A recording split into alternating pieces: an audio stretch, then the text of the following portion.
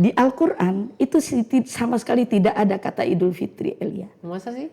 Tidak ada. Ternyata di Alkitab ada. Hari raya roti tidak beragi yang disebut Paskah sudah dekat. Oke. Dalam bahasa Arab, wa qurba Idul Fitri alladzi yuqalu lahul Fesah. Pesah Paskah ya. Paskah itu. Nah, fatir itu roti tidak beragi. Idul itu artinya hari raya. Oh, berarti sebenarnya Idul Fitri itu hari raya roti tidak beragi. Oh alah. Nasrani itu disebut sekte. Aku bacakan ya.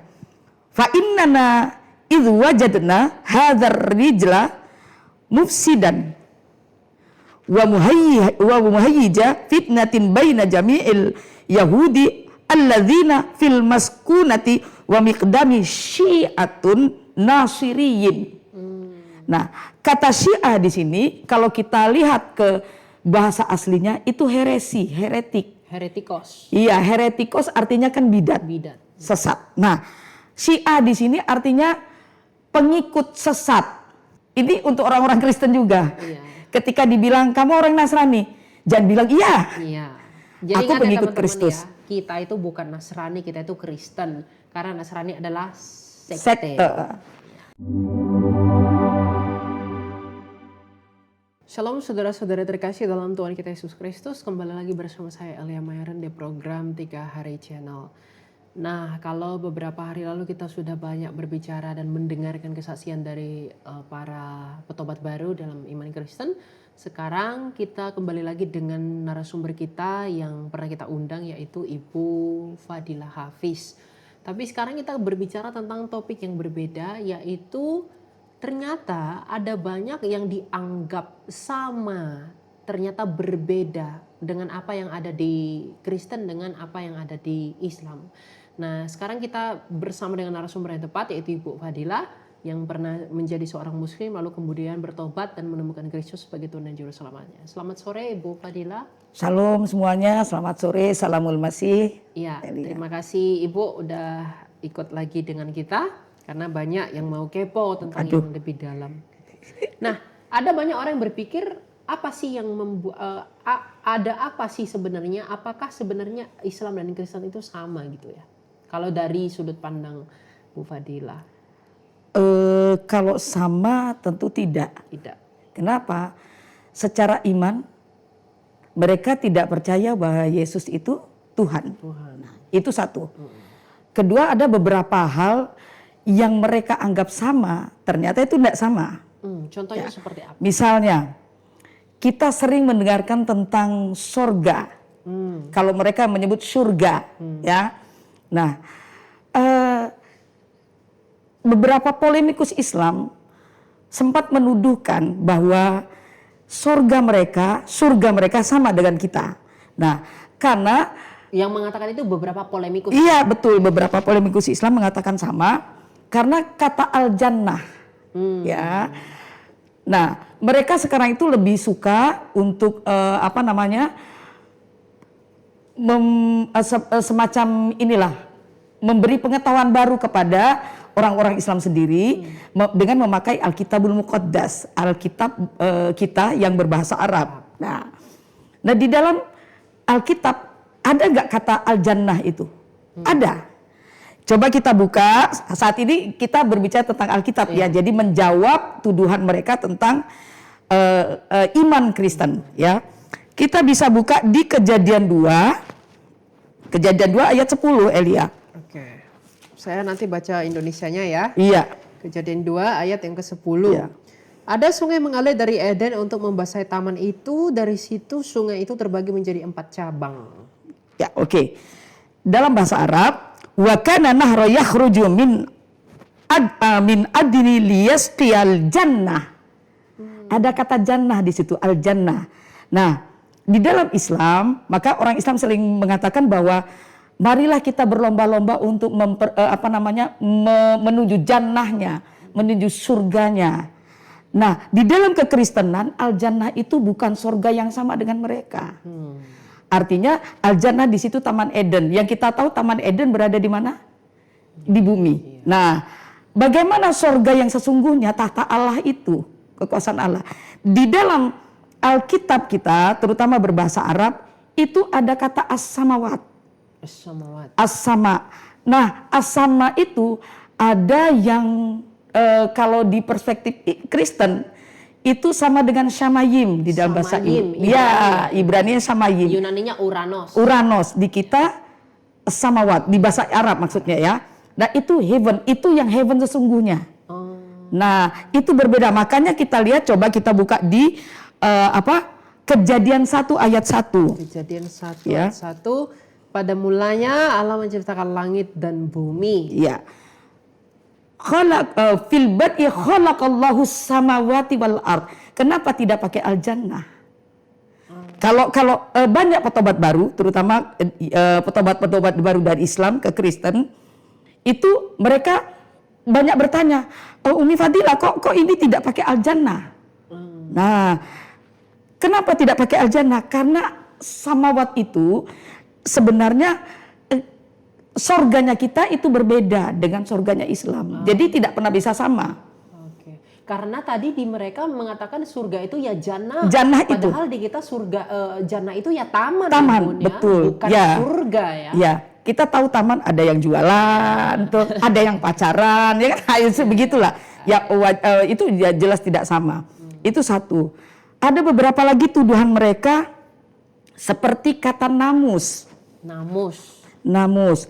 Kalau di kita mereka tuduhkan itu, kita bisa buka di Galatia 3. Galatia 3 berarti perjanjian baru ya. Iya, perjanjian baru.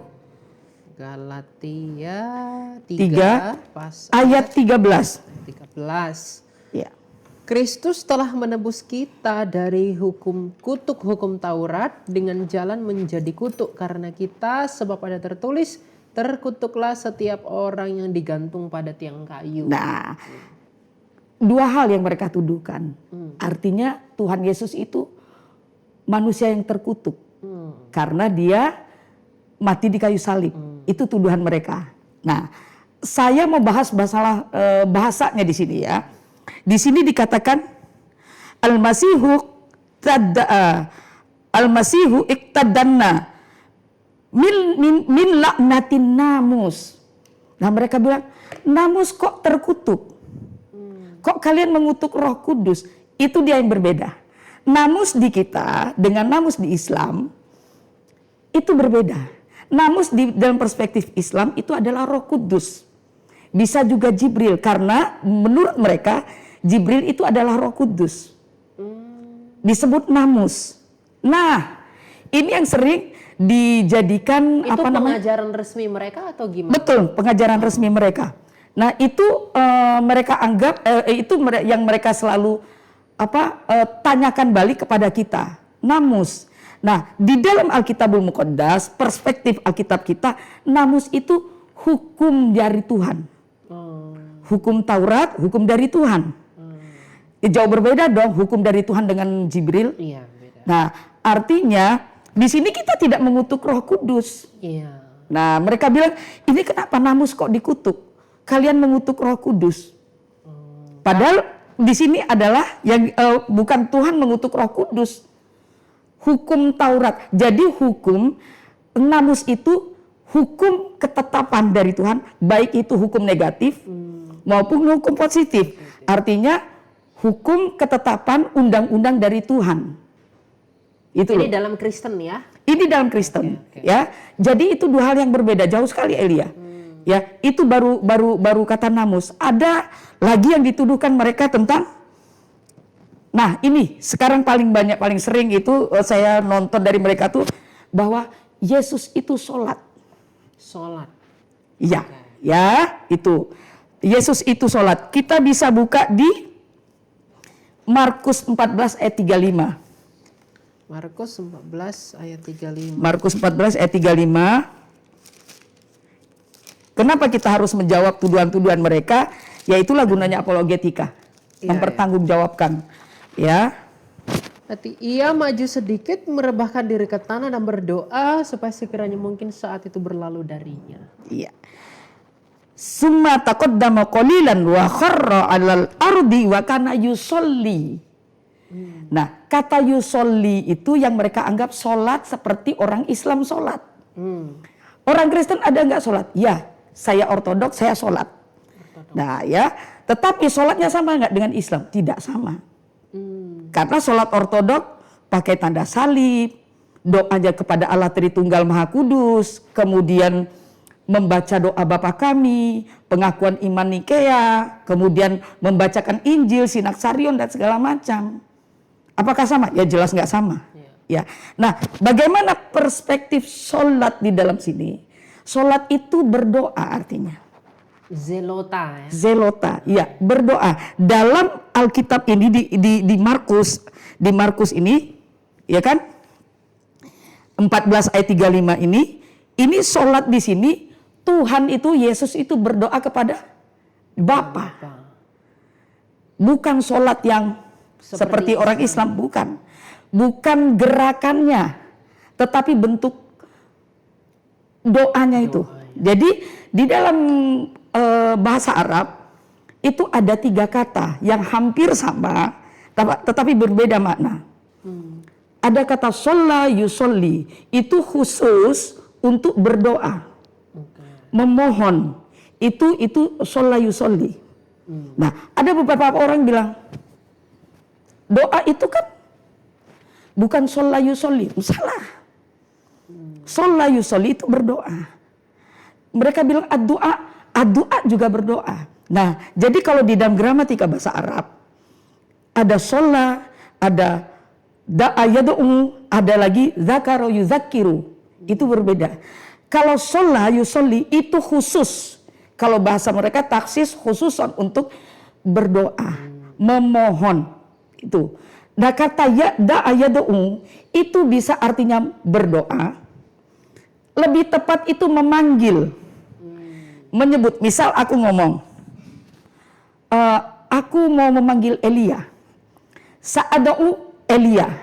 Artinya kata doa di situ cuman ada kalau dalam bahasa Arab tuh bentuk doa. Apa sih kata benda ya? Doa itu. Bentuk cara ekspresi doa. Ekspresi iya. Jadi doa itu bisa untuk ya berdoa, memohon, bisa juga panggilan artinya.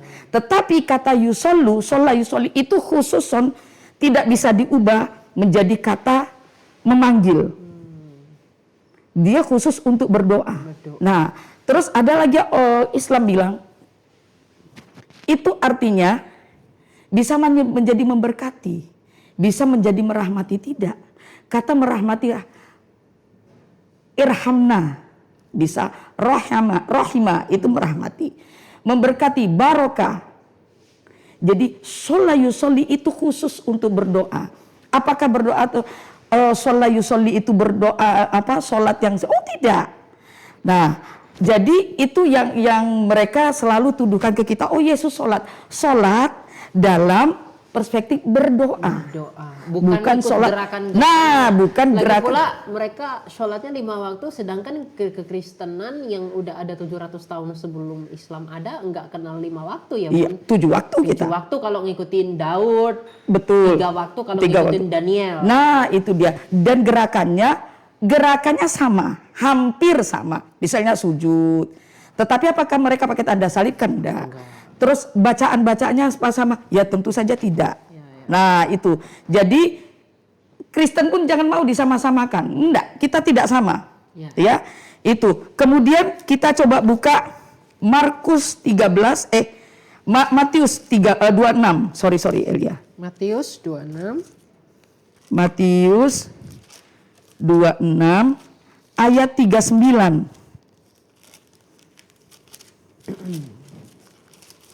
Matius 26 ayat 39. Kemudian ia maju sedikit lalu sujud dan berdoa, ya Bapakku, jikalau sekiranya mungkin biarlah cawan ini berlalu dari hadapanku, tetapi janganlah seperti yang ku kehendaki, melainkan seperti yang engkau kehendaki. Nah, ini ada 2 kata. Kata berdoa dan kata sujud.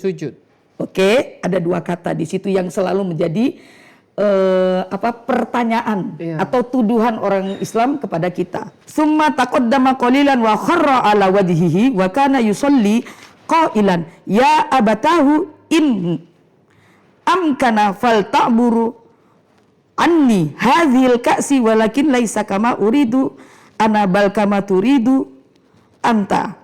Di sini ada dua kata. Kata sujud dan kata apa tadi? Salat, berdoa. Nah, sujud itu yang mereka katakan bahwa Yesus itu salat. Karena dia sujud. Sujud itu belum tentu salat.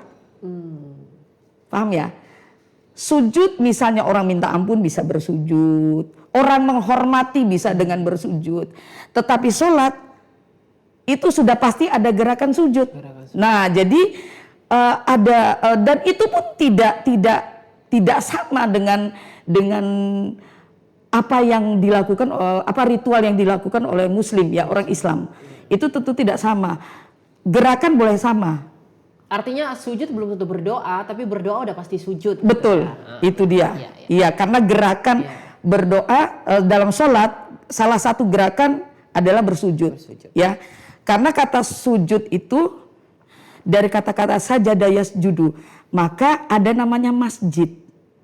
Apakah itu masjid? Sajada yasjudu, sujud. Masjid itu artinya tempat sujud. Ya, dari kata-kata sajadah. Sajadah yasjudu masjid, tempat sujud. Nah, kalau mau bilang berarti bukan tempat doa. Ya, aku tidak bisa bilang begitu. Pokoknya dari akar kata sajadah itu bahwa masjid adalah tempat sujud gitu. Nah, itu yang sering mereka tuduhkan ke kita. Oh, Yesus sholat. Ya memang sholat karena dia berdoa. Itu. Kemudian tapi bukan doa seperti Islam ya. Oh, jelas, gerakannya sama. Bersujud. Tetapi yang disampaikan tentu berbeda. Sama dengan kita Ortodoks. Ortodoks sholat, iya. Gerakannya ada yang sama, ada. Tetapi tujuannya sama, tidak. Kedua, isinya juga tidak sama. Jelas, itu dua hal yang berbeda. Terus apalagi hal-hal yang dianggap sama dengan mereka. Kata Syiah. Iya, kita mengenal kalau di Islam itu ada Sunni, ada Syiah, betul? Oh, saya kurang tahu tuh. Nah, ada Sunni dan Syiah, itu kelompok ya. Nah, ada nggak di Alkitab kata Syiah? Ada. Oh, ada ya. Coba kita buka Kisah Para Rasul. Kisah Para Rasul. Kisah Para Rasul 24. Kisah Rasul 24. Kisah Rasul ditulis oleh Lukas ya. Iya, Kisah Para Rasul 24 ayat 5. Oke, Kisah Rasul 24 ayat 5.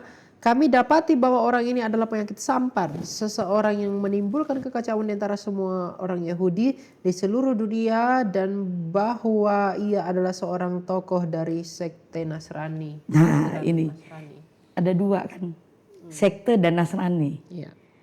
Mungkin kalau pembahasan tentang Nasrani kita sudah sering tahu ya.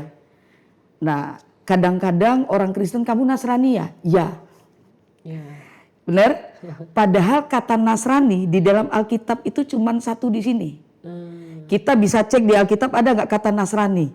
Nggak ada. Cuma di Kisah Para Rasul 24 ayat 5. Cuma di sini. Ya, kata Nasrani. Nah, kalau di sini Nasrani itu disebut sekte. Aku bacakan ya. Fa innana idh wajadna hadzal rijla mufsidan wa muhayyija fitnatin baina jami'il yahudi alladzina fil maskunati wa miqdami syi'atun nasiriyin. Nah, kata Syiah di sini kalau kita lihat ke bahasa aslinya itu heretik. Heretikos. Iya, heretikos artinya kan bidat. Sesat. Nah, Syiah di sini artinya pengikut sesat. Pengikut sekte. Sekte itu kan heresi itu tadi, ya. Jadi saya tidak mau senggol mereka punya. Ya. Saya tidak mau bilang oh Syiah sesat. Oh tidak. Cuman perspektif di dalam bahasa Arab di Alkitabul Muqaddas bahwa Syiah itu artinya adalah sekte. Sekte itu pasti tanda kutip ya heretik kan. Nah, banyak beberapa petobat baru yang memakai Syiatul Masih. Salah. Syiatul Yasu nggak bisa. Syiatul Bulus atau pengikut Paulus, tidak bisa. Kaum bisa kaum, umat bisa umat. Sebenarnya pengikut Kristus itu al-masihiyun. Itu artinya pengikut Kristus. Makanya kalau di Timur Tengah ketika kita ditanya, kamu agamamu apa? Mereka nggak akan bilang, saya Nasoro. Nggak bilang begitu. Mereka bilang, saya al-masihi. Ana al-masihi. Aku pengikut Kristus. Karena Nasrani itu disebut sebuah sekte. Artinya Nasrani itu bukan Kristen ya, tapi Bukan. Sekte. Kalau kita buka sendirilah di Alkitab, cek kata Nasrani itu cuma satu di ayat ini, ya. Jadi ini untuk orang-orang Kristen juga. Iya. Ketika dibilang kamu orang Nasrani, jangan bilang iya. Iya. Jadi Aku ingat ya pengikut teman-teman Kristus. ya, kita itu bukan Nasrani, kita itu Kristen. Karena Nasrani adalah Sekte. Ya.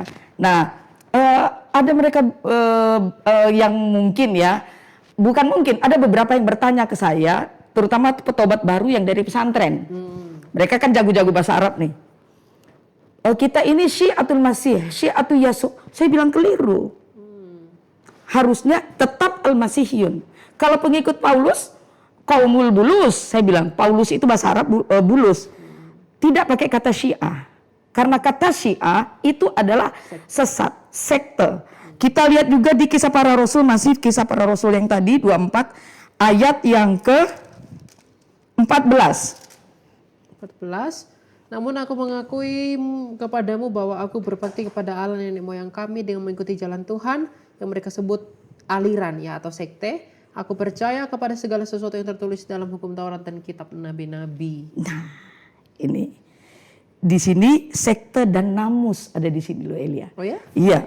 Hukum Taurat tadi ya? Hukum Taurat. Nah, kalau bahasa Alkitab itu sangat keren karena dia akar gramatika bahasanya itu luar biasa.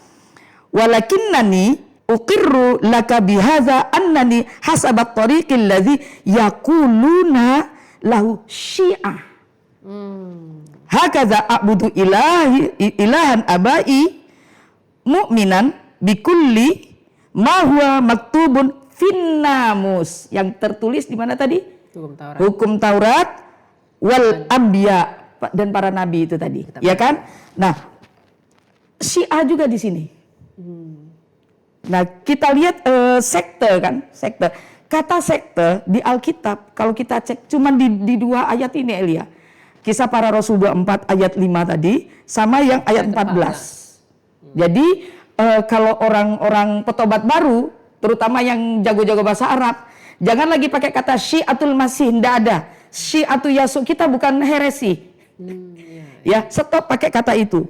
Dan tadi juga kata Nasoro, Nasrani, itu juga stop, kita jangan kalau bilang kamu Nasrani, jangan diiyakan ya. Itu jadi stop pakai kata Syiah. Kita ini perspektif Alkitab ya, bukan pandangan mereka punya iman.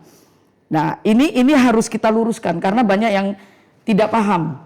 Nah, kemudian satu lagi, ada yang bertanya ke saya, Umi, bagaimana dengan Idul Fitri? Idul Fitri. Oke, ya.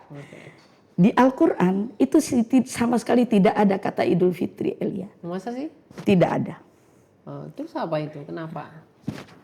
Ternyata di Alkitab ada. Oh, kok bisa ada di Alkitab di? Nah, itu dia.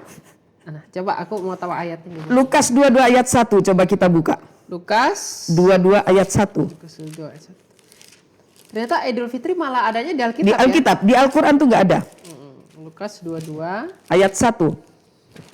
Ayat 1. Hari raya roti tidak beragi yang disebut Paskah sudah dekat. Oke. Dalam bahasa Arab, wa qurba Idul Fitri alladzi yuqalu lahul Fesah. Pesah Paskah ya. Paskah itu. Nah, fatir itu roti tidak beragi. Fatir itu roti tidak Beragi. Idul itu artinya Aidun itu artinya hari raya. Oh, Berarti sebenarnya Idul Fitri itu hari raya roti tidak beragi. Oh alah. Nah, sebenarnya kata-kata fatir dari kata-kata fatoro artinya membuka. Bukan. Nah, kalau kita Paskah itu dibuka dengan roti tidak beragi, betul? Nah, itu kan milik Yahudi ya. Yahudi. Ya, koreksi kalau aku salah, Elia. Betul. Nah, ada dua sebenarnya di dalam Alkitab ini yang menarik. Lukas 22 ayat 1 itu Fatir, Idul Fatir, artinya hari raya roti tidak beragi. Di Al-Quran gak ada Idul Fitri, Elia. Boleh dicek, gak ada. Oke. Nah, mereka ngambil dari mana? Wallahu alam bisa. Aku nggak bisa bilang mereka nyontek di sini atau apa. Nggak ke situ arahnya. Artinya apa ya? Bahwa Alkitab ini lebih lengkap sebenarnya. Itu. Nah, kemudian di Lukas 22 ayat 1 ini, kalau di dalam bahasa aslinya azemah kalau aku nggak salah ya, roti tidak beragi. Ya, nah kita lihat perbedaannya dengan Lukas 22 ayat 19. 19. Lalu ia mengambil roti, mengucap syukur, mengucapkannya dan memberikannya kepada mereka, katanya, inilah tubuhku yang diserahkan bagi kamu, lakukanlah ini sebagai peringatan akan aku. Ya, bahasa Arabnya wa akhadha khubzan wa syakara wa kassara wa aqahum qailan khubzan. Khubzan itu roti juga. Tetapi roti yang beragi. Yang berani. Nah, makanya kalau di dalam doa Bapa kami dalam bahasa Arab kan ada tuh abanalladzi fis samawat liyataqaddas ismuk liya'ti malakutuk litakum masyiatuk kama fis sama'i kadzalika alal ard khubzanalladzi a'tina al-yaum. Khubzana itu roti. Kalau kita lihat bahasa aslinya arton. Artos. Arton bentuk lainnya. Ya. Kalau kita lihat di dalam bahasa Inggrisnya mesti bread. Betul? Nah, kenapa kita jadi makanan? Khubzun. Khubzun itu roti beragi. Nah, kenapa jadi makanan? Karena roti itu makanan mereka sehari-hari kan di sana. Nah, itu. Jadi ada salah nggak LAI? Ya nggak salah.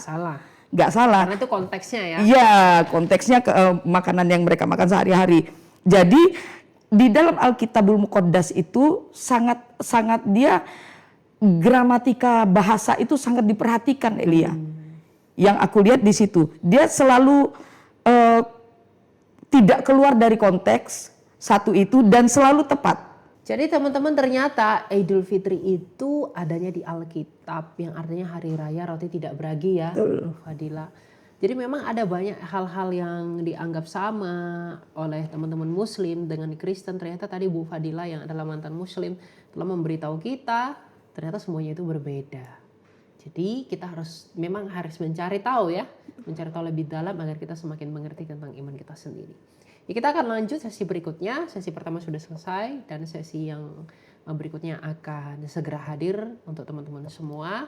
Semoga apa yang dapat disampaikan oleh Bu Fadila dan kita melalui perbincangan ini membuka dan menambah hasanah kita bahwa ternyata ya kita ini berbeda dengan mereka. Jadi kalau ada yang berusaha menyamakan itu adalah sumber masalahnya.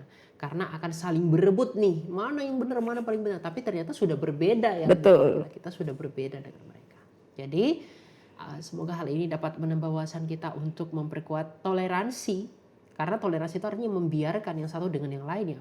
Karena memang kita berbeda ya, mari kita saling membiarkan gitu. Dan yang kita sampaikan ini adalah perspektif dari kekristenan. Terima kasih, kita berjumpa dalam sesi yang kedua. Tuhan Yesus berkati. Blessings.